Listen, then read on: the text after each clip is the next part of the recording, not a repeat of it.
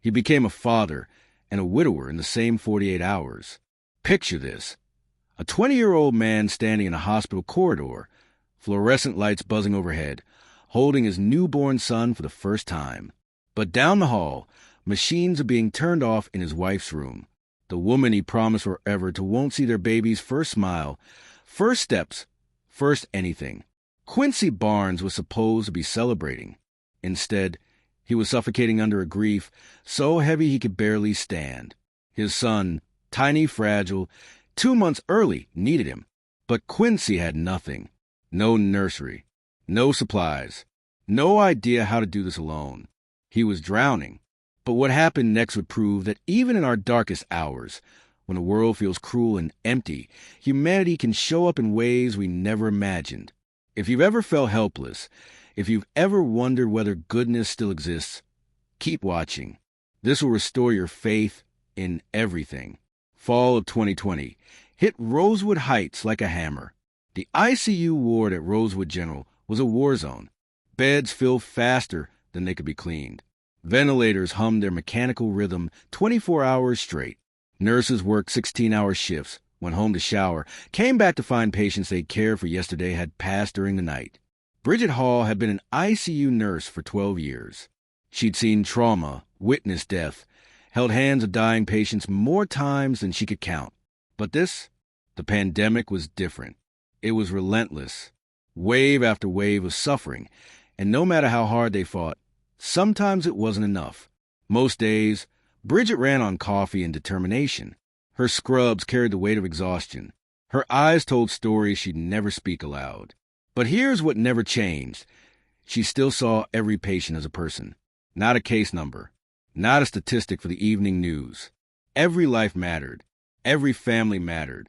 Then one October morning, a young man burst through the ICU doors, panic radiating from every inch of his body, and Bridget's entire world shifted. Quincy Barnes was barely old enough to drink legally, but he was about to become a father. He and Talia had met in high school, one of those love stories that starts at 16 and somehow, against all odds, turns real. They got married at 19, moved into a tiny apartment, worked double shifts to save for a baby they couldn't wait to meet. Talia was 7 months pregnant, glowing with anticipation, planning every detail of their nursery. Then COVID found her. It started with a fever, then the cough. Then her oxygen levels dropped so fast Quincy barely had time to process what was happening before paramedics were loading her into an ambulance. At the hospital, Bridget met him pacing outside the emergency room, terror written across his face.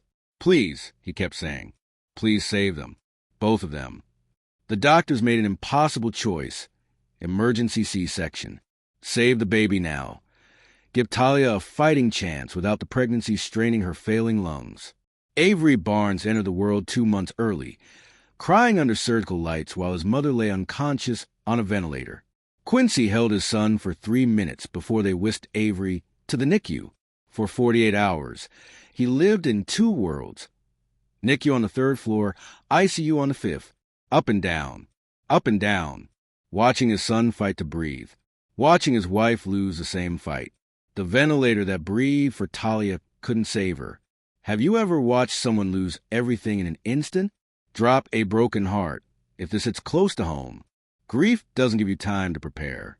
Quincy sat in the NICU, staring at Avery through the clear plastic walls of the incubator. Tubes and wires snaked across his son's tiny body. Monitors beeped steady rhythms. And Quincy? He was numb, hollow. His brain couldn't process that Talia was gone, that he'd never hear her laugh again, never see her hold their baby. But the world didn't pause for his pain. Avery would be released from the NICU in 2 weeks. 2 weeks to set up a nursery that didn't exist. 2 weeks to figure out how to be a single parent when he'd never even changed a diaper. 2 weeks to create a home for his son while living in an apartment with an empty spare room and a broken heart. Quincy had nothing ready. They'd planned to set up the nursery in the final month. Paint the walls together, assemble the crib, fold tiny clothes while Talia told him he was doing it wrong. Now that room stood bare, mocking him with its emptiness. No crib, no changing table, no diapers or formula or blankets. His bank account was drained from medical bills. Talia's family lived 3 states away and were barely holding it together themselves. His own mother worked 2 jobs just to keep her lights on. He was alone.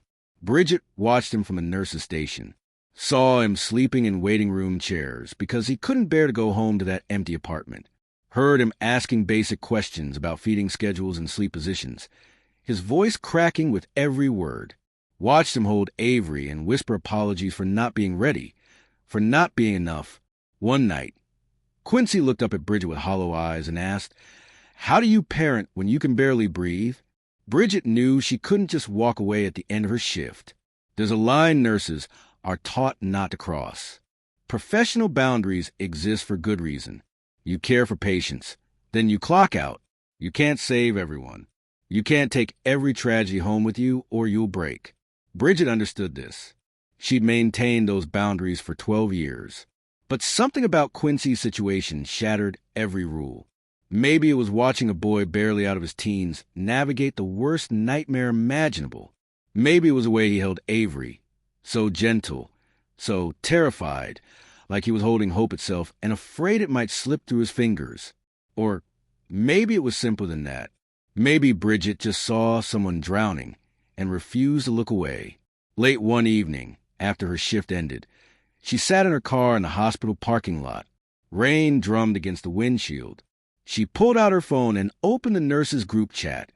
About 40 healthcare workers from Rosewood General and surrounding hospitals. She typed, "A young father just lost his wife to COVID. Their premature son comes home in 2 weeks. He has nothing. No nursery, no supplies, no support system. If anyone has baby items to spare, please let me know." She hit send expecting maybe a few responses. Some hand-me-down clothes. A used crib if she was lucky. Her goal was modest. Help Quincy get the basics so Avery would have somewhere safe to sleep. She had no idea what she'd just started. Do you think she knew what she was about to start? Comment below what you would have done.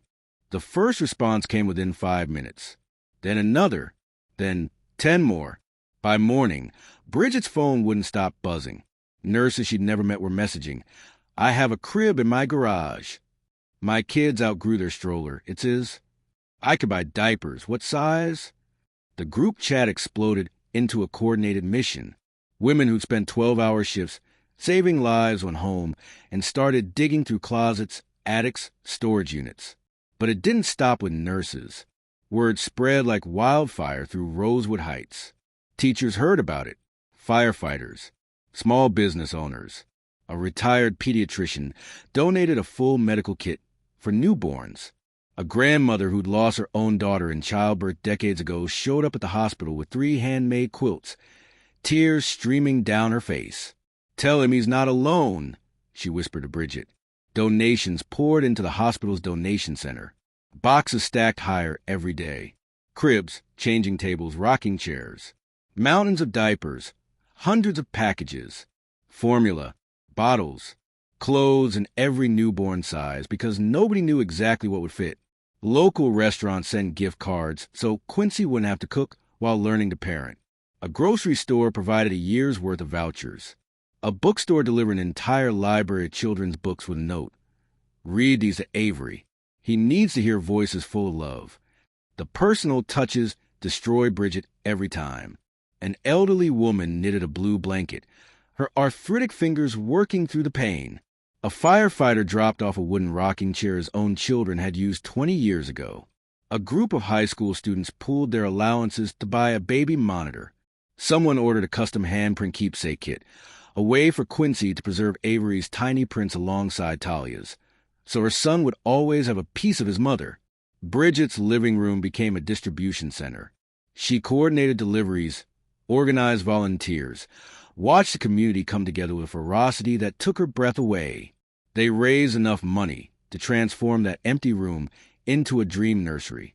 But the real moment of truth came when Quincy walked through his apartment door.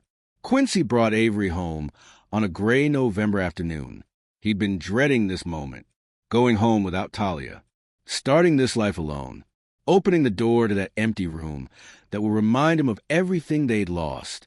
He unlocked his apartment, Avery sleeping against his chest in a donated carrier, and pushed the door open. Then he saw it. The spare room was transformed. Walls painted soft blue. A sturdy crib stood against the window, a mobile of stars and moons hanging above it. A changing table stocked with everything he could possibly need. A rocking chair positioned perfectly to catch afternoon light. Shelves lined with books, stuffed animals, framed photos. Talia's picture sat on the top shelf, smiling, radiant, 7 months pregnant. She was there too. Quincy froze. Couldn't move. Couldn't breathe. Tears poured down his face as he took in every detail. The blankets folded in the crib, the organized drawers, the cards and notes covering one wall. Notes from strangers. You're stronger than you know. Your son is so loved. Talia's love lives on through you both. This community has your back. Bridget stood in the doorway, watching him process it. She'd spent 3 days coordinating the setup with volunteers, making sure every detail was perfect.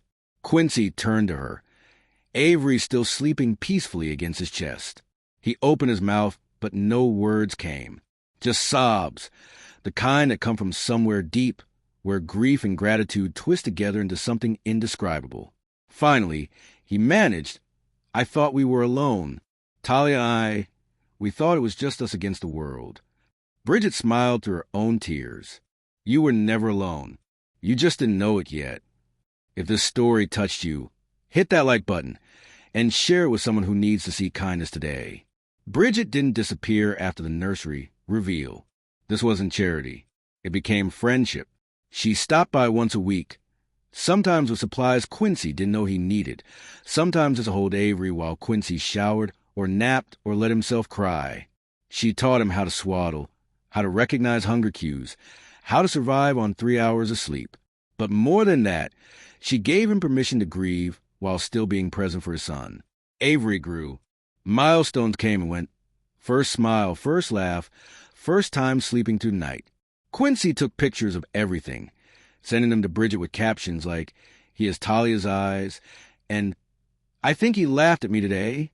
The community that had rallied around them didn't fade either. Birthday cards arrived when Avery turned 1. Neighbors checked in.